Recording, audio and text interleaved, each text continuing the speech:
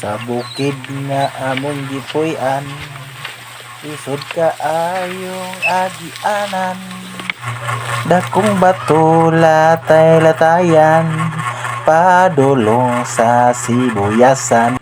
Panahon wala kami sudan, subay-subay sa kasapaan, lingi-lingi sa kadaplinan, basin na ay baksan.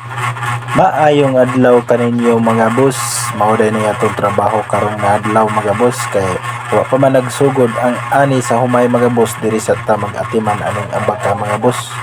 Ato sa ning tabangan sila diri mga boss, atong hakoton padulong dito sa makina mga boss. Mao na ni diri birahon na ni nila karon kay naabot naman diri ako namang gihakot. Mao na diri kaning trabaho ang mga boss, kanay akong gibuhat. Giapil day ko sa ilang partida mga boss.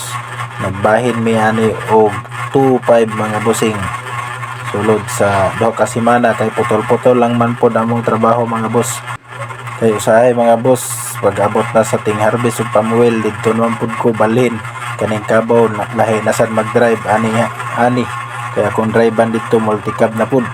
Hago kay ning trabaho ang mga bossing, pero antoson lang nato kay pobre man ta.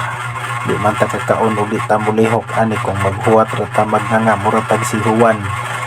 Importante lang ani mga boss, bisag unsa kakapoy sa atong kalawasan, di ta kalimot og pautog. Daghang salamat.